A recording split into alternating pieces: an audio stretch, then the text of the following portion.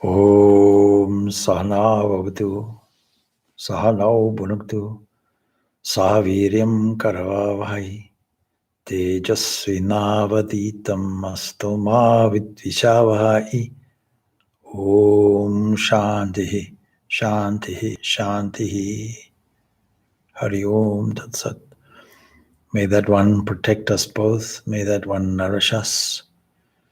May we have a vigor and completion and excellence in our studies. May we conduct our life with that same vigor. May we not unnecessarily cavil with each other. And peace, peace, peace be unto all. So we continue our study of the 18th chapter of the Srimad Bhagavad Gita. And so far, we've been discussing principally Karma Yoga. Karma Yoga is Karma Sannyasa. That is the theme from the last few stanzas. But I'm also acutely aware that tomorrow is the 154th anniversary of the birth of Sister Nivedita. And since we are here in Ireland, it is appropriate to see if we can link this subject of Karma Yoga with the life and the teachings of Sister Nivedita. Prior to this broadcast, I was discussing with a devotee how much they knew about the life, the character, and the teachings of Sister Nivedita. And it is likely that Sister Nivedita is overshadowed by the giant form of Swami Vivekananda. Everybody reads about the great lectures and talks of Swami Vivekananda, his great and concise and inspired teachings, and the way it was delivered, like the Beethoven rhythms was delivered with such force, with such manliness.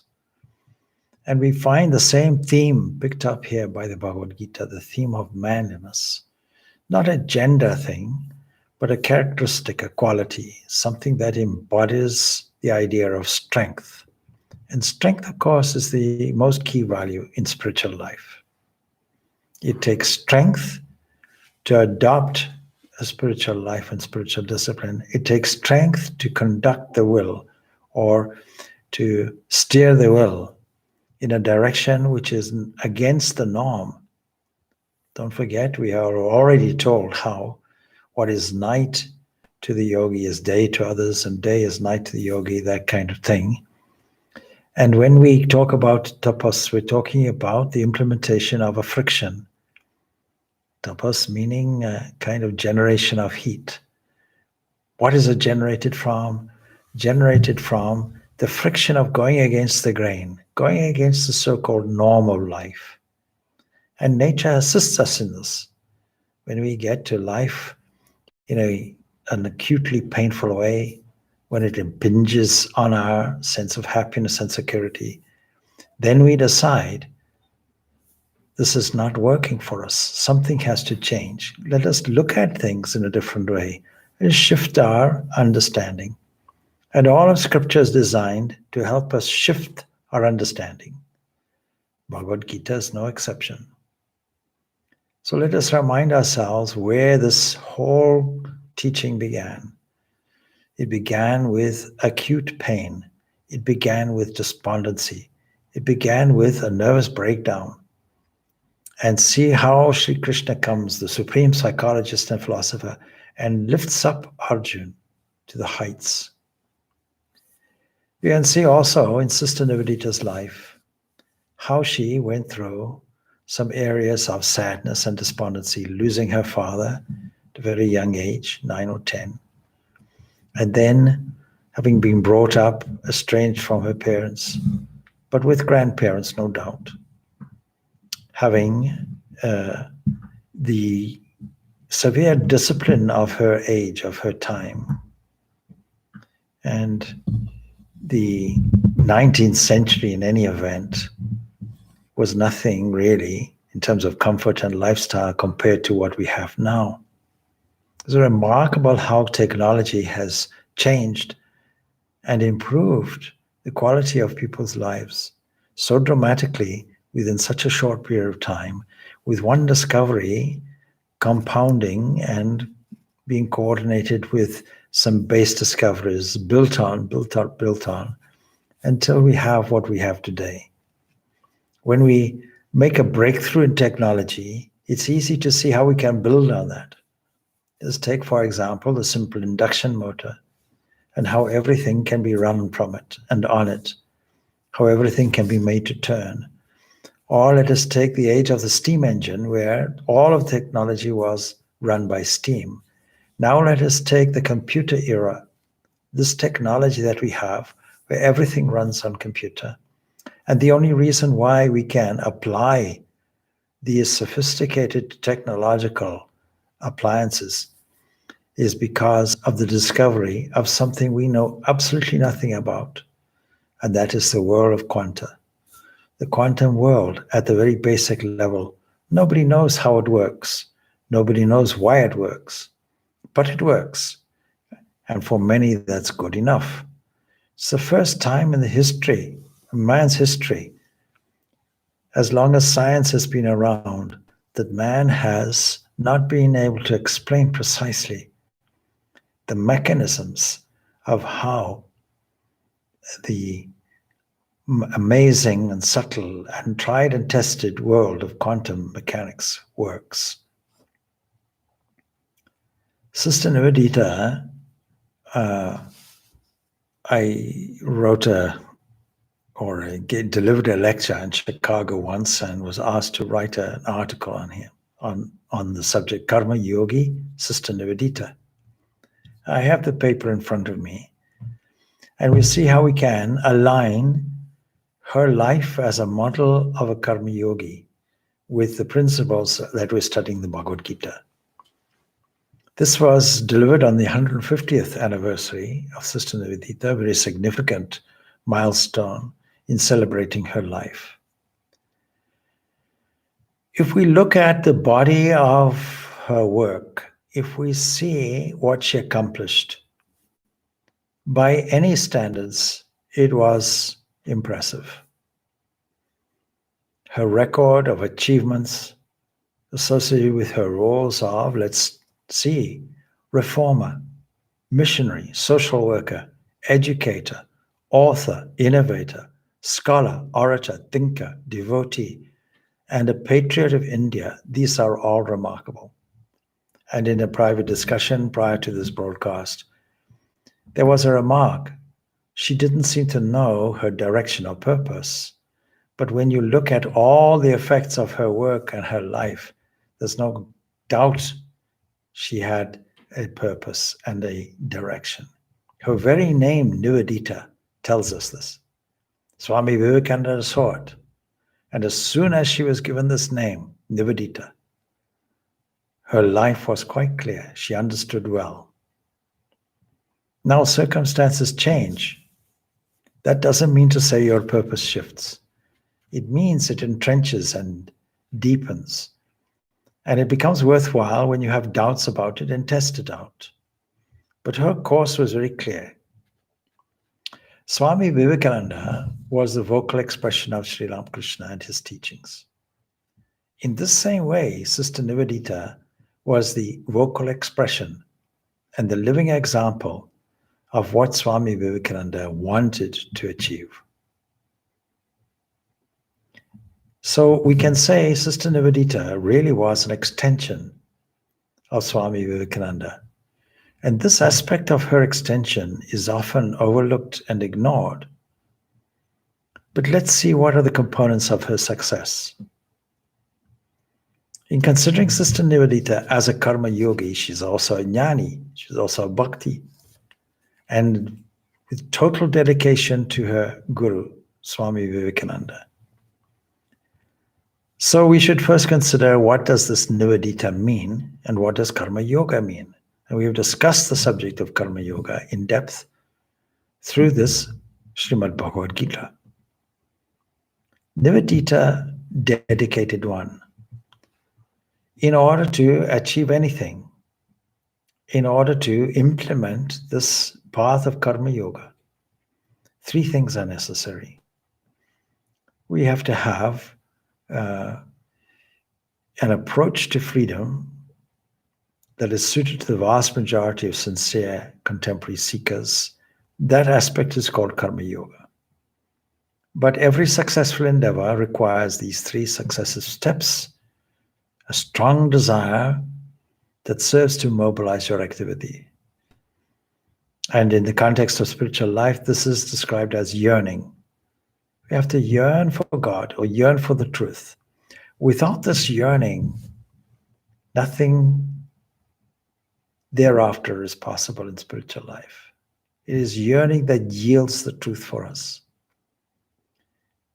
Sri Ramakrishna described this kind of yearning with a simple story of this teacher and student who went to a body of water, a river, and they entered into it, and immediately the guru takes the student by the head and dunks him in the water and holds him down under the water. And the student is longing desperately for air. So this example of a student plunged involuntarily into the water and longing desperately for air represents a kind of magnificent obsession that we should all have, that allows us to discover an individual destiny and that pushes us toward its fulfillment. And there's no doubt Sister Nivedita had this yearning from very young. Certainly, she was in a state of despondency, just as Arjun was, immediately prior to meeting Swami Vivekananda in London in 1896. But it was Swami Vivekananda that gave a spark and a direction to this life. And in unequivocal terms, asks her to come and be one of a select number of people dedicated to uplifting humanity in India and a life's work. Swami Vivekananda's work was not only a work of reforming, but it was also a work of bringing a new kind of basic fundamental philosophy that would serve to be the panacea, and still is, the panacea for the whole of mankind's troubles and difficulties and disturbances. The next thing that is required is determination. Sister Nivedita had enormous determination against all odds. It's difficult to imagine how somebody, a woman from the West, can enter into a strange land of India, even with the preparation given by Swami Vivekananda, warning her of the difficulties, and yet still encouraging her to come. So there was and is a certain heroism, a lioness quality, which we find in Sister Nivedita. This too is associated with Karma Yoga. And so this determination is necessary to persist in the face of obstacles. And then finally, this Nivedita, dedicated. You need to have dedication. Nothing can take you away from your chosen path. And so this dedication resulted in this vast body of work that we can put under this label of Karma Yoga. And it is this determination that marks out a person as a world mover. And today we need world movers. Every child that is born should be encouraged to be a world mover, has the potentiality to be a world mover within them. And so Nivedita was, as her bestowed name suggests, dedicated to what? To a noble cause, as our life should also be. And as soon as a noble intention arises, without neutralizing effects, and it persists with commitment, Nature's subtle forces make matching movements and assure success. So another way of looking at karma yoga is, it is this nobility of intention and action when inherently selfless. This is called karma yoga. I'll repeat that.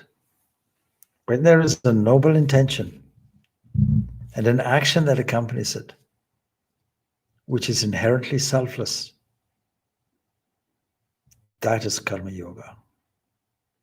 But you see, all our actions, most of our actions are selfish.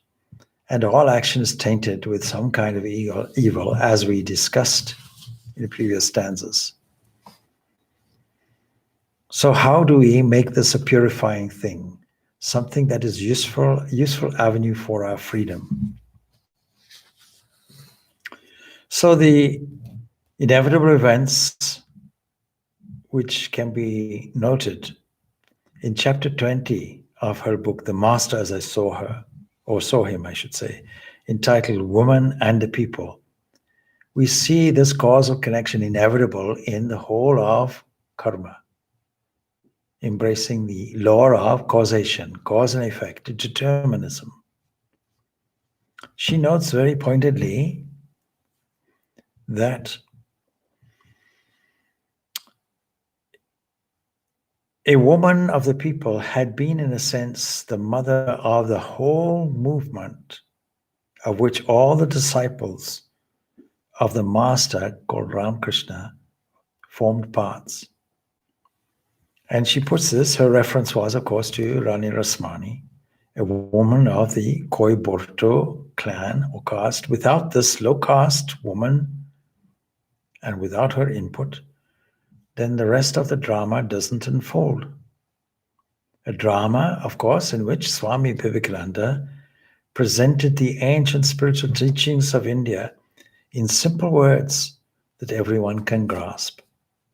A practical message that appeals to common people and passes currency in scientifically minded world and coordinates complex ideas into systematic order. And we have to see that Sister Nivedita was primarily an educator.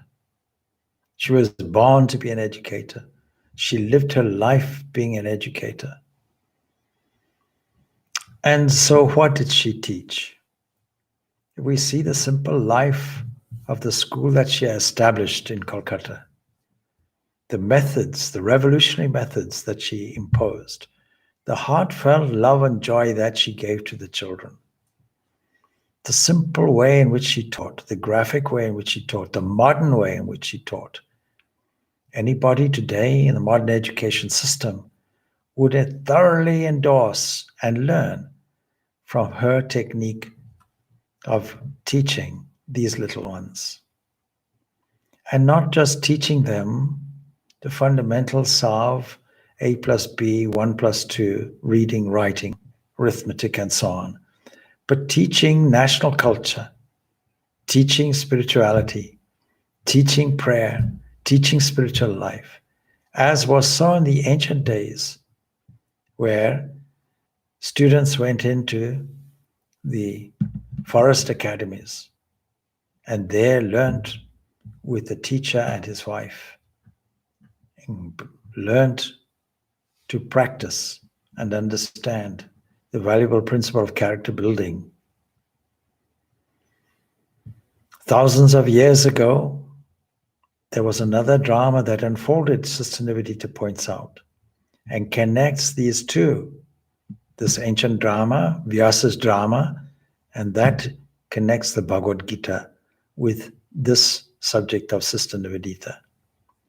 Because you see, Vyasa's drama, many years ago, also began with a fisherwoman, Satyavati. Vyasa's revival of the Vedanta movement was exactly duplicated by Vivekananda too. And Sister Nivedita understood all this, and her role was clearly defined. Clearly defined.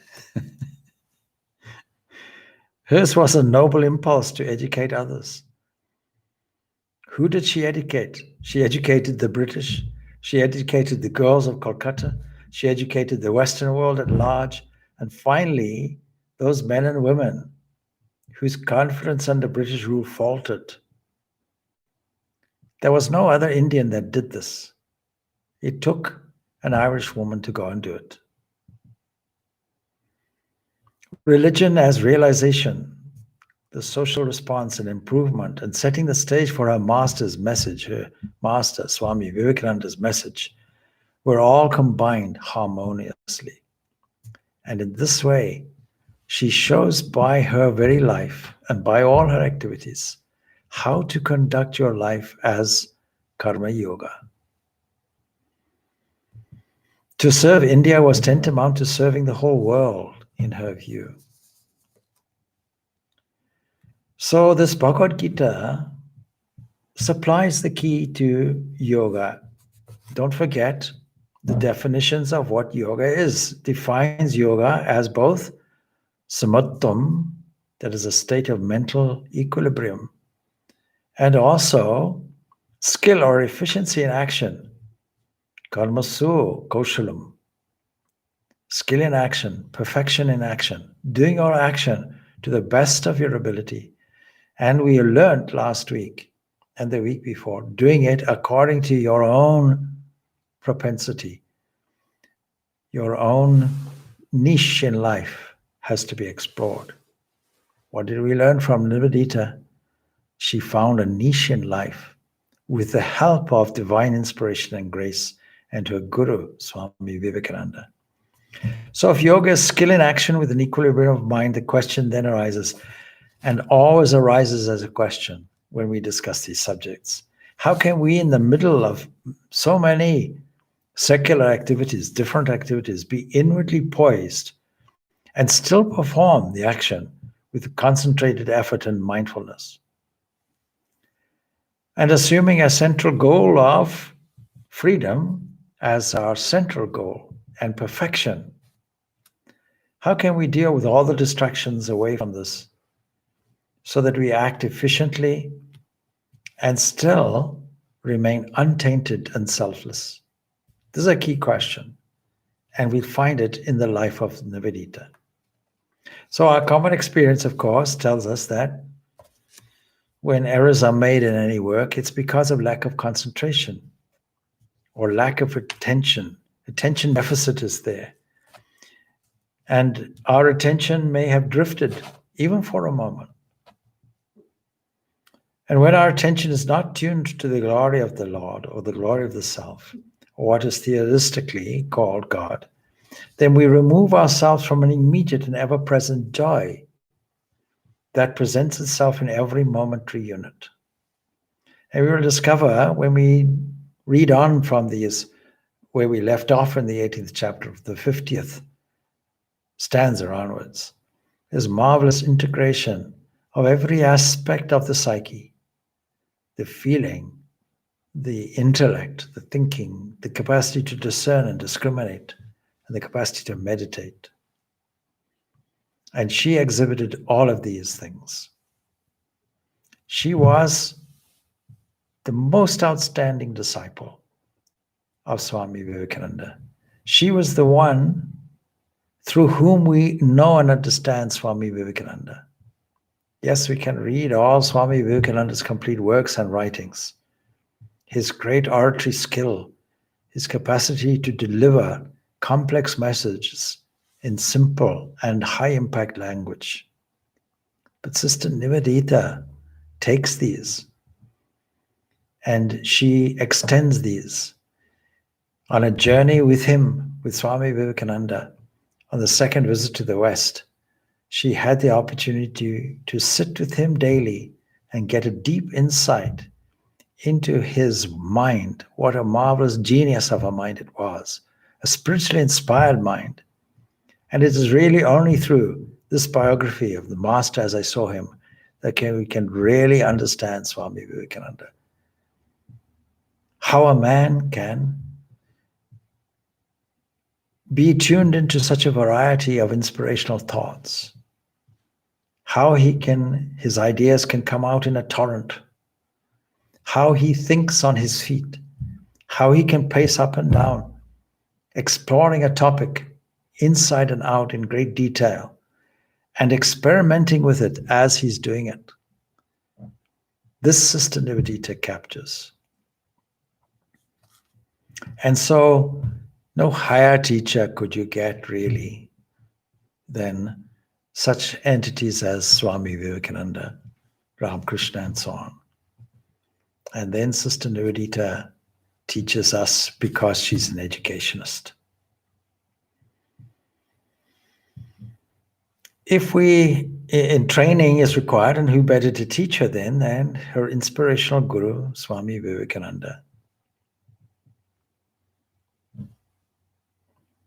If we list the various actions and their effects attributed to her, we stand in awe at the variety, the scope, the sheer magnitude of her accomplishments within a mere 44 years. And from her pen alone flowed over a dozen books and essays, and not to mention her copious letters.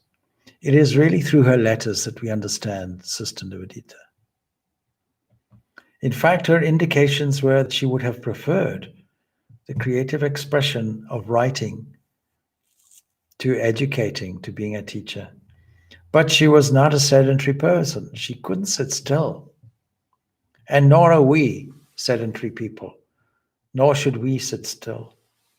Her ideas gleaned and inspired as they were by her keen observations that we see, for example, in the web of Indian life.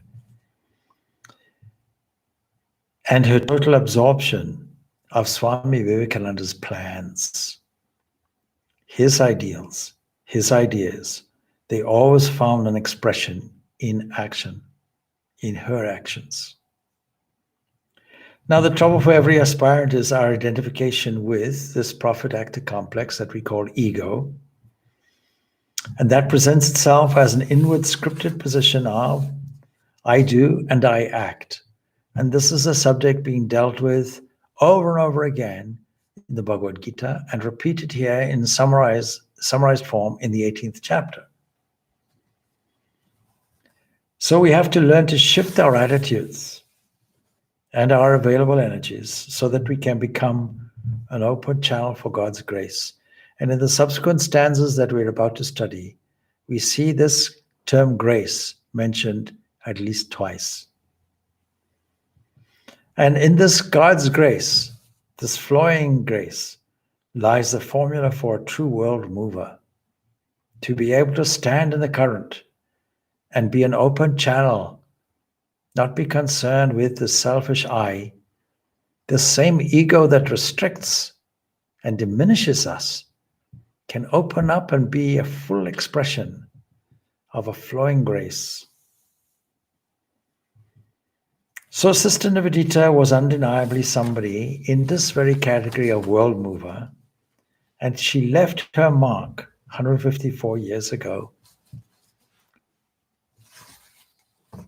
154 years ago till now, 154 years later, she has left her mark.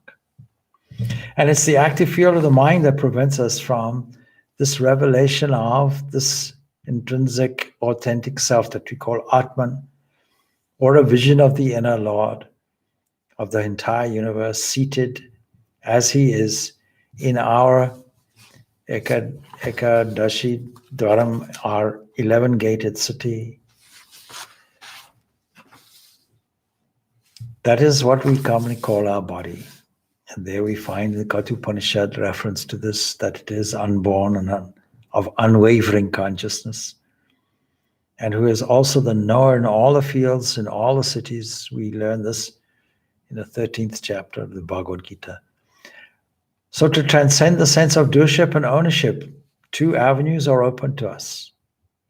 We can be a poised witness with 1,000 hands and 1,000 heads, so to speak, including what we commonly think of as my body and my mind, and seeing the divinity in all beings, Sarva Bhuta, and acting accordingly, so working for the welfare of all. And this is what she did. It's just as Buddha did. And it seems no accident that Sister Nivedita offered flowers at the feet of the statue of Buddha, as per the instruction of her master, Swami Vivekananda. It's the same thing, an offering to the indwelling Lord of all, that is, we may see and therefore serve. Our personal ideal within these various names and forms is the second way. Either way, there must be this equanimity of mind that constitutes karma yoga, that is sustained by proper reasoning. And without this, we may well adopt a kind of righteous indignation at a messy world in front, complete with COVID-19 virus, that is full of defects, awaiting our personal correction. Because she was really a type of person and her upbringing was the same, to see how society could be changed, corrected, advanced, made better, how the common man could be uplifted. This was a great social conscience that she had, and she had it from her family life. But you see, what stopped that was her connection with Swami Vivekananda. He directed her, because that is not karma yoga. If we think something has to be adjusted, then there's a personal aspect which feels I can help the world, I can change the world, I can make the correction. It amounts to egoism. And so Swami Vivekananda trains her beautifully. Because Sister Nivedita, as Margaret Noble, was, in the beginning anyway, a prolific writer, a champion on social issues. But on meeting Swami Vivekananda, this important starting characteristic was transmuted from a reformer or a corrector type of person to a karma yogi. Sister Nivedita would have considered the Swami's criticism of her that her great fault was attempting too much and steering her away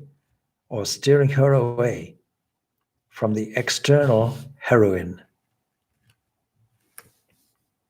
And this heroine role to the more fundamental issue of selfless work, such as sanitation, we find this correction he made. So she was cognizant that she was the exemplar for Indian women who had lost their historical role. And Swami Vivekananda saw that her soul was indeed noble, like her family name. Her heart was pure and generous.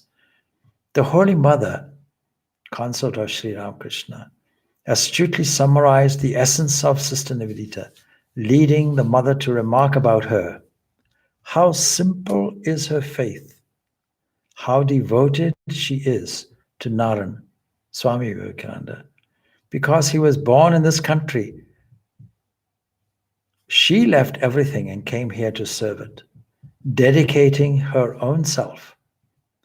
What a respect for her guru, and how dearly she loves this country, says the mother. It is clear from Nivedita's own writings that she was steeped in her master's thoughts, his approaches, and his ideas, mixed with her own sense of independent thought and her adoption of India as her own or her very own motherland. So in an age where human rights are registered as paramount, Sri Krishna tells us that we don't have any rights other than the right to work, not to the results, not to the fruits of our actions. And we should not have an egocentric motive behind any action. We should not be inactive also, or to be fixated on results because they bring anxiety. Even so, without karma, without dharma, there is no karma yoga. And Nivedita was a dreamer and a poet, as seen in some of her descriptive writings, beautiful descriptive writings, where she has this keen sense of observation, and the capacity to put it in graphic language that when you read the writings, you're there. You can see instantaneously what she means. She's painting the picture in front of our very eyes. But the art of dreaming is the art of stirring the creative melting pot until a definite crystallization occurs in the waking world. Nivedita's dreams for the future were never for herself, nor should any of our actions be for ourselves. They were always in the cause of the other. And the other person, India, Jagadish Chandra Bose, to mention just a few. Her earnest compassion and sense of justice was supported by her knowledge of geography, her knowledge of history, and the stark reality of a situation. In her writings, in her Glimpses of Famine and Flood in East Bengal, published in the Modern Review in 1907, she demonstrates this, and she shared her analysis of the famine conditions in Bengal with Professor Patrick Geddes. Tomorrow in our Nivedita celebrations, we have something of an expert who will be talking to us, Professor Murdo MacDonald, who tells us about this connection between Sister Nivedita and this great Patrick Geddes. But two other examples demonstrate her sense of justice. At a crowded Ram Leela celebration in Lahore, she severely rebuked a policeman for pushing people in a crowd. In terms of her personal values and conscience, there is the following example again, that in 1905, Lord Minto replaced Lord Curzon as governor, and his wife, Lady Minto, happened to be friendly with Marie Coates, who was a disciple of Swami Vivekananda. Lady Minto was told that Sister Nivedita was touted as one who would be able to inform her about the needs of the Hindu women more than anywhere else. And despite the potential high connection, Sister Nivedita refused to meet her. And she states it as follows. She says, Swamiji was never, I think, quite clear on these points. He would have used the Curzons or anyone to get money for me, but I would not. It may be that he was right and I am wrong. I quite see this possibility. Even so, however, I see my own conclusion so clearly that I must be true to it. And this is what Swami Vivekananda noticed in her, the sense of individuality, that he was able to leave her confidently to her own devices so that she would have a high impact, a mix of what she was taught and her own individual integrity. As we know, Karma Yoga is a form of yajna, a sacrifice. We are offering an activity. We're adding a devotional aspect to it. And we know that all actions, bar those for the sake of yajna or sacrifice, according to the Bhagavad Gita, all of these will bind us if they're not for the sake of yajna. Now, a great example of Sister Nivedita's great self-sacrificing sacrifice on an intimate level was when Gopala Ma, a great and most saintly devotee of Sri Ramakrishna, was brought to Sister Nivedita's house in December 1903. And there, Sister Nivedita would massage her feet and attend to her until Gopala Ma passed away into her Mahasamadhi in July 1906. And a few months later, Sister Nivedita selflessly, fully involved herself in famine assessment and relief, and the strain took a heavy toll on her personal health. What is this greatest sacrifice you can make? Is it not to give up your own life, to give your all for a noble cause? Sister Nivedita gave her all to India. Why is that a spiritual yajna?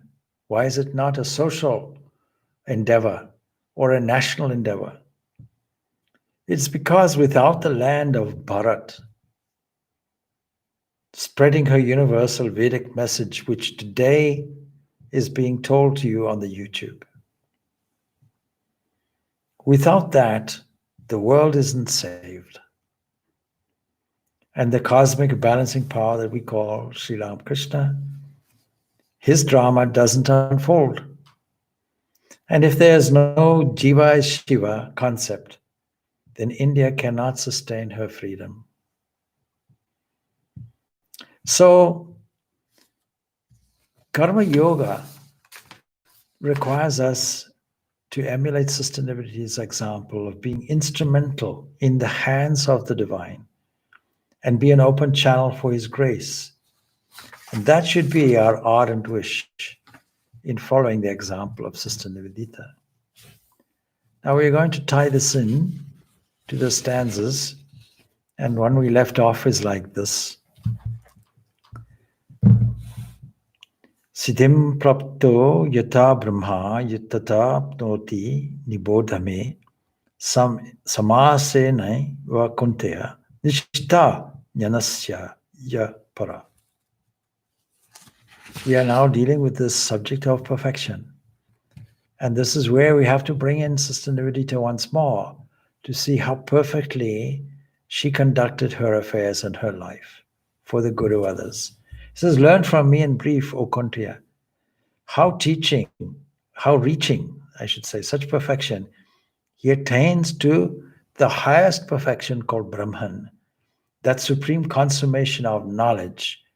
And knowledge and perfection are really the same thing.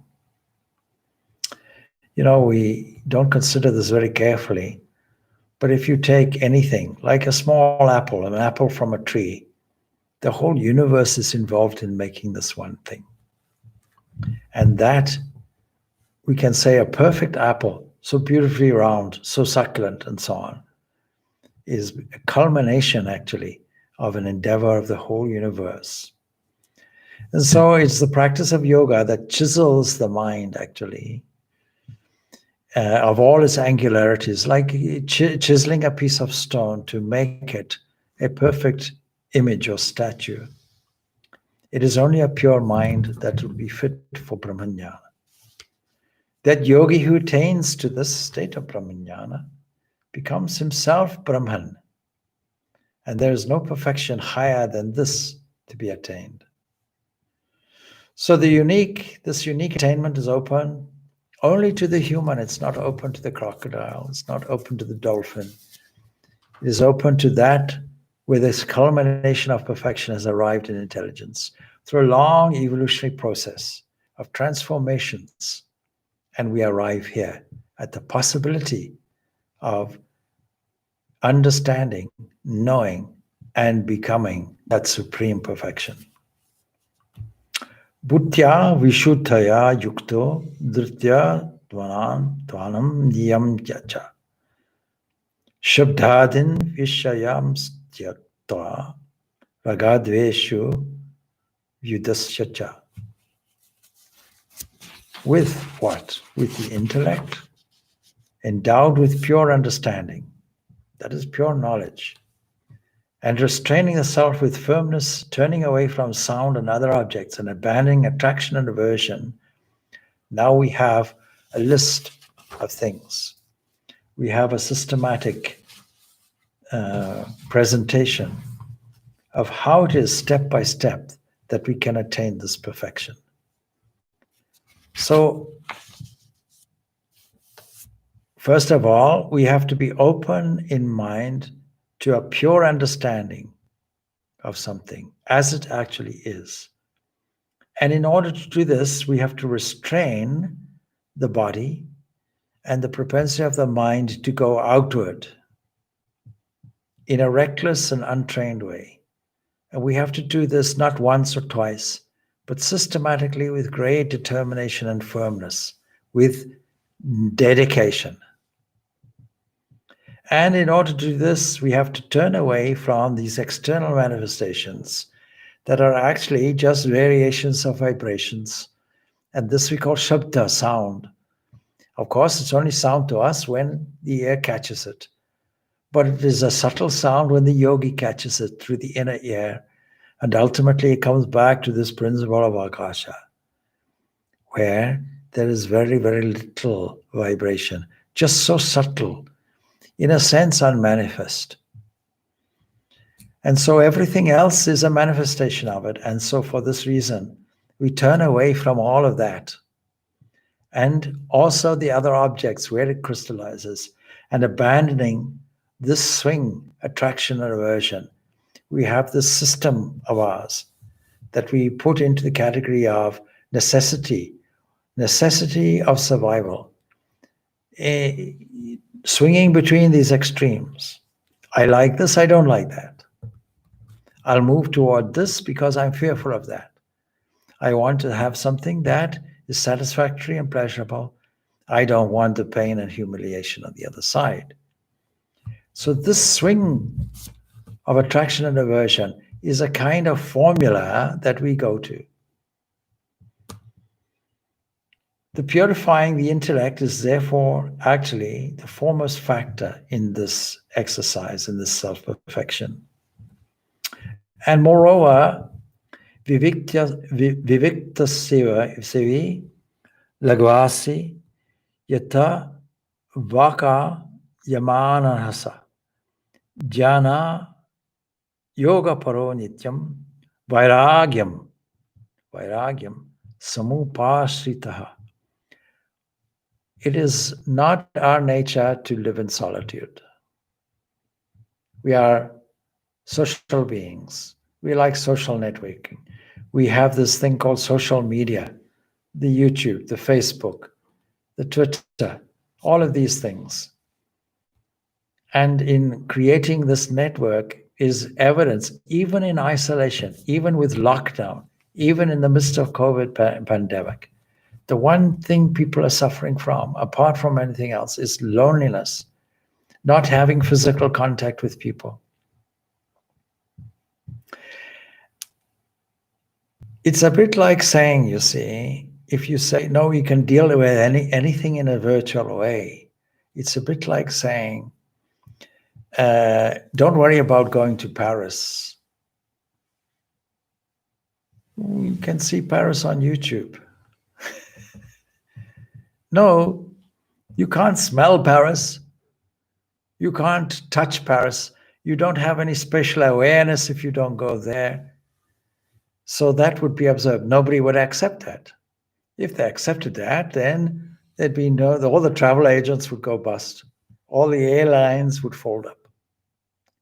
So we have to be careful that when there is necessity of isolating and going into lockdown, a kind of social bubble, that we don't make the mistake that virtual is real, that we don't make the mistake that that this emphasis that spiritual teachers put on darshana should be avoided. Sacred spaces are there. People feel solace in them. They feel a tangible connection through it. And this we have to understand. But to go against that grain is a step. To be satisfied about dwelling in solitude, not to be lonely in solitude, not to feel isolated in solitude, but to feel a sense of peace and oneness and being in solitude. It is only in the stillness and silence of solitude that we get even a glimpse of the divine. And eating but little, as you grow in spiritual development in life, the requirement for food becomes much less. The emphasis on it becomes much less. We eat, by and large, far too much in Western countries. In Western countries, I'm marking it out. It's not fair, actually, to say it. What I mean, of course, by Western countries is developed countries, first world countries. But there are developing countries in Africa. There are developing countries in Asia, South America, where food is not a luxury, it's a necessity. Of course, food is a necessity for all of us, but we don't dress it up if it's a necessity. We don't say to the wild animals in the African bush, please sit down at a table. We'll serve you some premium organic grass, and we'll get a waiter to serve you, and all these kinds of things. What we've done is we've taken our necessities and we've elevated them to pleasures. And we've made an art of it. We've made an aesthetic kind of occupation of eating and drinking. Now, of course, when we elevate that to the cultural level, that is a wonderful thing. But when we keep it at the lower level, then, of course, it is a distraction for us. So one of the steps would be eating but little. That doesn't mean starve yourself. Neither eat too much nor eat too little. Not sleep too much nor sleep too little. See these instructions given in the 6th chapter of the Bhagavad Gita. So speech, body and mind subdued, that is controlled. Control your speech. Before you speak, think a little bit. Make your speech kindly. This is what we discovered was one of the aspects of tapasya. The tapasya of the body, tapasya of speech, tapasya of the mind. So all speech should be loving, joyful, uplifting. And then the body itself and the mind. We take this body for granted. When we take it as an entity that facilitates, and the mind that facilitates this opening that we call spiritual life, that our reevaluation and reuse of it becomes more of a channel, an instrument toward it. Always engaged in meditation. So with the Kaya Manasaha speech, body and mind subdued, Dhyana Yoga Paraha, engaged always in meditation and, of course, concentration. Always, nityam, always being engaged like this and endued with dispassion, vairagya. These are the various steps. What do we mean by these things? Should we constantly sit in meditation? There are 2 types of meditation we have to understand. Karma yoga requires meditation. Bhakti yoga requires meditation. There are 2 types of meditation. Meditation with eyes open, meditation with eyes closed. Always meditate, that is, always fix your mind. The highest teaching that we are about to come across here in this 18th chapter is summarized as fix. Fix your mind. Fix your mind on God. Fix your mind on me. Constantly, Sri Krishna is saying this. And endued with dispassion, that is, forgetting this ownership of I and me and mine. The yogi commands a perfect mastery over speech, body, and mind. We can make this as steps toward it. And the yogi will speak sparingly. We have this saying in English, empty vessels make the most noise or the most sound. No vain words come out from his tongue. Measured speech, ever to the point, that marks out the yogi. The yogi involuntarily reveals an elegance in his demeanor. He's a stranger to doing things by fits and starts. This whole idea of 2 speed, stop and go. No, even in all activities, bodily movements are all purposeful and spare, that is, done with great efficiency. Efficiency means, it's an energy term, means less input for more output.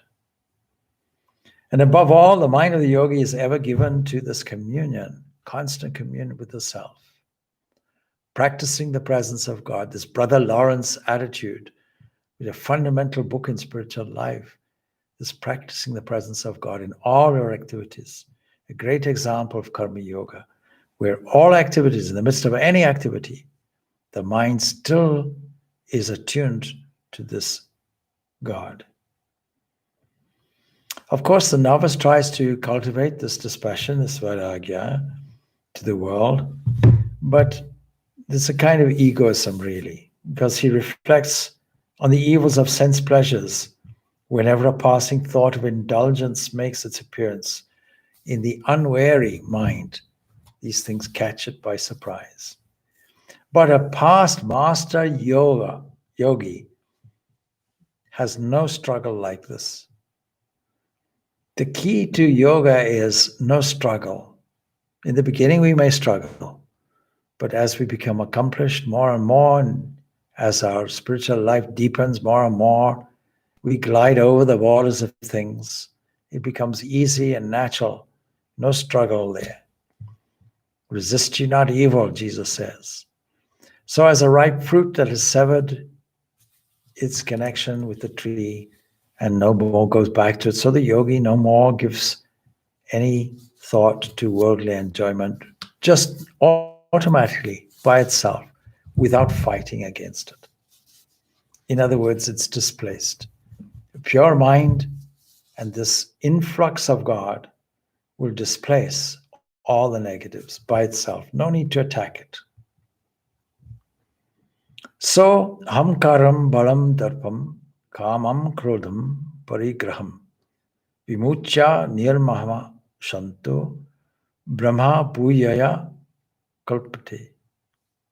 Having abandoned egoism, violence, arrogance, desire, enmity, property, free from the notion of mine and peaceful, he is fit for becoming this Brahman. Knowing this Brahman and becoming this Brahman are the same thing. So what should we review on this? Having abandoned what? This sense of I am doing, this is mine, the sense of possession, the sense of ownership, the sense of individuality. Abandon all that. It's not true. Abandon with that violence, because if you consider this whole world as only one thing, then this question of violence does not arise. Can we love and hate at the same time is my thought for today. We can't love and hate. It's a contradiction. As long as we have a critical mind towards something else, or as long as we think we are better, or as long as we lose our patience, as long as we get frustrated, we have no love. Love has none of these things. So forget your arrogance. All this is a product of egoism. Forget your desire. That is something that you want from the outside, continuously, a sense of moving toward the outside, thinking that the outside is where the precious treasure is. It's not, it's inside. Enmity, property, free from the notion of mine. This is mine, that is mine. If you analyze all the struggles and difficulties in the world and in the past history, and more likely all those to come, it is because people thought they possessed a little piece of land or possessed a piece of cloth. Right now, all the difficulties that we see, the regional difficulties, we can mark them out quite clearly. Let us say the Indo-Pakistan situation, the Indo-China situation, the Middle East, the Israeli-Palestinian situation. All of this is to do with I and mine, under the guise of religion and God and traditionalism. We're all human. We should all live together. Surely, it is all these divisions that give us the problem. And then, only then, really, when you are peaceful, when you don't try and grasp onto something and spend all your energy trying to keep it and not letting it go, then you become at peace. And then the mind is then in a fit condition for the revelation of the Supreme from within.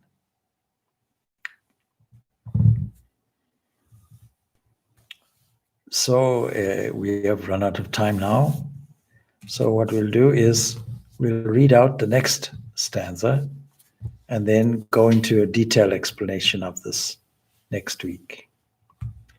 Brahmaputa prasannatma na shochati na kanshati samaha sarveshu bhuteshu mad bhaktim labati param. Becoming Brahman, Brahmabhuta, the serene-minded, that is Prasanna Atma, they do not grieve, na shotati, neither grieving nor desiring, neither being disappointed nor wanting to bring something from the outside to fill a gap. And the same to all beings everywhere. Automatically, that one attains supreme devotion to me. What have we covered? We've covered the necessity to act. We've covered meditation. We've covered now bhakti. All these three we have covered. And we've covered this discrimination and this detachment that comes under jnana. We'll develop this more next week. I hope you'll all join us tomorrow evening, where we will celebrate the birth of our Irish saint, Sister Nivedita, our Lokamata Nivedita, at 7 p.m. Irish time. And so we'll go on from there. Should be finished by 8:30 or 8:40, somewhere there. Om Shanti, Shanti, Shanti. Peace, peace, peace be unto all.